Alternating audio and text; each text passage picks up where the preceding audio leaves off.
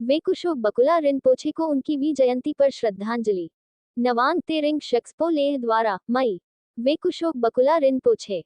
लेह लद्दाख को केंद्र शासित प्रदेश का दर्जा दिए जाने के तुरंत बाद जम्मू कश्मीर के पूर्व सदर रियासत और 19वें कुशोक बकुला रिनपोछे के करीबी सहयोगी डॉक्टर करण सिंह ने कहा, सभी साम्राज्य हमेशा समाप्त होते हैं, जम्मू कश्मीर नहीं है। अपवाद। दूसरी ओर कुशोक बकुला रिनपोछे ने बहुत पहले भविष्यवाणी की थी कि लद्दाख को केंद्र शासित प्रदेश का दर्जा मिलेगा, हालांकि इसमें कुछ देरी हो सकती है। उन्होंने कहा कि नियति इसके जम्मू और कश्मीर राज्य से अलग होने में निहित है। पद्म भूषण 19वें कुशोक बकुला रिनपोछे लद्दाख के एक संत और विद्वान, महान सामाजिक और राजनीतिक परिवर्तनों के कारण आधी सदी से भी अधिक समय तक लद्दाख में एक प्रमुख धार्मिक और राजनीतिक व्यक्ति बने रहे। किसी भी अन्य व्यक्ति से अधिक उन्होंने अपने धार्मिक, सांस्कृतिक, शैक्षिकी और राजनीतिक नेतृत्व के माध्यम से घटनाओं और जनमत को प्रभावित किया। वह अरहत बकुला के 19वें अवतार थे और उन्होंने बौद्ध तत्वमीमांसा में सर्वोच्च डिग्री प्राप्त की थी। 1947 तक उनका जीवन एक बौद्ध भिक्षु का था, जो धार्मिक अध्ययन और आध्यात्मिक और मठवासी मामलों में व्यस्त था। लेकिन आजादी के आगमन और 1947-48 में इस क्षेत्र पर पाकिस्तानी हमले के दुखद परिणाम के साथ अलग थलग पड़े लद्दाख और उसके शांतिप्रिय लोग इतिहास के भंवर में फंस गए और कुशोक बकुला को अपने प्रभाव को क्षेत्र से परे बढ़ाने के लिए मजबूर होना पड़ा। धर्म का भारत के तत्कालीन प्रथम प्रधानमंत्री पंडित जवाहरलाल नेहरू द्वारा ऐसा करने का आग्रह करने पर उन्होंने सार्वजनिक जीवन में सक्रिय भूमिका निभाई और लद्दाख के निर्विवाद राजनीतिक, धार्मिक और सामाजिक नेता के रूप में उभरे। कुशोक बकुला बौद्ध दर्शन विद्यालय के संस्थापक थे, जिसे आज केंद्रीय बौद्ध अध्ययन संस्थान लेह के रूप में जाना जाता है, जो भारत सरकार के संस्कृति मंत्रालय के तहत एक डीम्ड विश्वविद्यालय है। वह कश्मीर विश्वविद्यालय के सिंडिकेट के सदस्य भी थे। श्रीनगर और गैंगटॉक, सिक्किम में नामग्याल इंस्टीट्यूट ऑफ तिब्बतोलॉजी के बोर्ड सदस्य। वह परमपावन दलाई लामा की सांस्कृतिक और साहित्यिक संस्था, प्रतिष्ठित तिब्बत हाउस, लद्दाख बौद्ध एसोसिएशन के मुख्यालय चोखांग विहार और प्रतिष्ठित लद्दाख बौद्ध विहार, कश्मीरी गेट ISBT, नई दिल्ली के संस्थापक सदस्य भी थे। वर्ष 1949 में कुशोक बकुला भारतीय राजनीति की मुख्यधारा में शामिल हो गए और जम्मू कश्मीर राज्य विधानसभा में विधायक बने और बाद में मंत्री बने और फिर लद्दाख संसदीय क्षेत्र से लोकसभा के लिए चुने गए।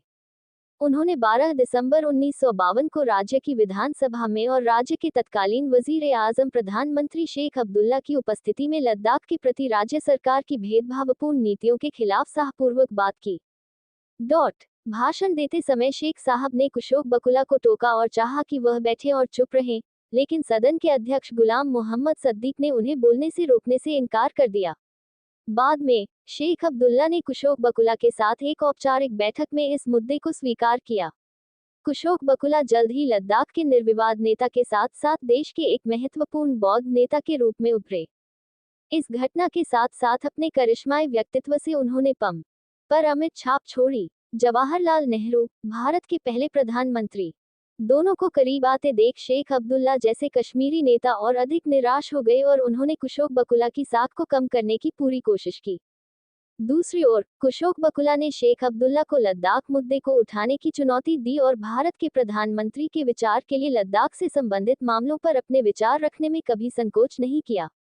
उन्होंने जम्मू कश्मीर सरकार के नेताओं पर कितना दबाव डाला था, इसका अंदाजा पंडित नेहरू और बख्शी गुलाम मोहम्मद के बीच हुई बातचीत से लगाया जा सकता है, जो बाद में शेख अब्दुल्ला की बर्खास्तगी के बाद जम्मू कश्मीर के प्रधानमंत्री बने। पोस्ट से बख्शी गुलाम मोहम्मद ने नेहरू को प्रस्ताव दिया कि केंद्र को लद्दाख का प्रशासन अपने हाथ में लेना चाहिए, क्योंकि श्रीनगर में किसी भी सरकार के लिए लद्दाखियों के हितों के साथ पूर्ण न्याय करना असंभव है।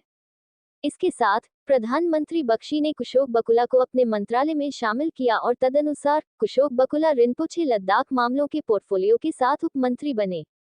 विश्वसनीय सूत्रों के अनुसार वह कोई और नहीं बल्कि स्वयं नेहरू थे, जिन्होंने बख्शी साहब को सरकार में लद्दाख मामलों का पद बनाने का निर्देश दिया था। जैसे जैसे 2500वीं बुद्ध जयंती का उत्सव नजदीक आ रहा था, भारत सरकार एक बौद्ध धार्मिक नेता की तलाश कर रही थी जो भारत के बौद्ध समुदाय को प्रभावित कर सके। 1955 में तिब्बत में बड़े पैमाने पर चीनी निर्माण और उस देश में लाल सेना की घुसपैठ के कारण भारत सरकार ने वहां की स्थिति का आकलन करने के लिए कुशोक बकुला को तिब्बत भेजा। भारत सरकार ने कुशोक बकुला को वर्ष 1956 में बुद्ध जयंती समारोह के लिए राष्ट्रीय समिति के सदस्य के रूप में भी नामित किया, जिसकी अध्यक्षता भारत के तत्कालीन उपराष्ट्रपति डॉक्टर सर्वपल्ली राधाकृष्णन ने की। 1962 के भारत चीन युद्ध के साथ लद्दाख एक संवेदनशील सीमा क्षेत्र बन गया। नेहरू ने लेह का दौरा किया और सैनिकों से मिलने के लिए कुशोक बाकुला के साथ लद्दाख के चुशूल तक उड़ान भरी और उस क्षेत्र में बंजर भूमि पर बनी हवाई पट्टी पर उतरे, जिसे आज भी लद्दाख में दुर्गम माना जाता है। कुशोक बकुला रिनपोछे ने उस समय इस क्षेत्र में आधुनिक शिक्षा के अर्थ का प्रचार किया, जब लद्दाख के लोग वैज्ञानिक खोजों, जन संचार और परिवहन की पहुंच से दूर एक अलग जीवन शैली अपना रहे थे। उनके राजनीति में कदम रखने से पहले इस क्षेत्र में केवल कुछ ही स्कूल कार्यरत थे। जो अस्तित्व में थे उनमें नामांकित छात्रों की संख्या बहुत कम थी। उन्होंने लोगों को देश की लोकतांत्रिक व्यवस्था में शिक्षा के महत्व के बारे में सिखाने के लिए लद्दाख के हर कोने का दौरा किया। उन्होंने क्षेत्र की आबादी की भलाई को आधुनिक शिक्षा से जोड़ा। अपनी संसदीय और राजनीतिक गतिविधियों के अलावा कुशोक बकुला ने अंतर्राष्ट्रीय बौद्ध धर्म के मामलों में गहरी रुचि ली और शेष बौद्ध जगत के साथ भारत के संबंधों को मजबूत करने में योगदान दिया। वह एक अग्रणी और एक बड़े बौद्ध व्यक्ति थे जिन्होंने अंतर धार्मिक संवाद, शांति आंदोलन और पारिस्थितिकी और पर्यावरण से संबंधित मुद्दों के लिए कड़ी मेहनत की। कुशोक बकुला के गतिशील नेतृत्व में लंबे संघर्ष के कारण लद्दाखियों को अनुसूचित जनजाति का दर्जा प्राप्त हुआ, जिससे लद्दाख के छात्रों को देश भर के विभिन्न विश्वविद्यालयों में प्रवेश और छात्रवृत्ति प्राप्त करने में मदद मिली। फिर कुशोक बकुला के नेतृत्व में लोगों द्वारा किए गए कठिन संघर्ष के लिए धन्यवाद। दो लद्दाख स्वायत्त पहाड़ी विकास परिषदें लेह और कारगिल में एक 30 पार्षदों के साथ बनाई गईं। लद्दाखियों के लिए कुशोक बकुला का दृष्टिकोण एसटी और एलएएचडीसी स्थिति से कहीं आगे था। वह चाहते थे कि लद्दाख को जम्मू कश्मीर राज्य से अलग कर केंद्र शासित प्रदेश का दर्जा मिले। हालांकि 2003 में कुशोक बाकुला का निधन हो गया, लेकिन लद्दाख के लिए उनकी भविष्यवाणी सच होने लगी।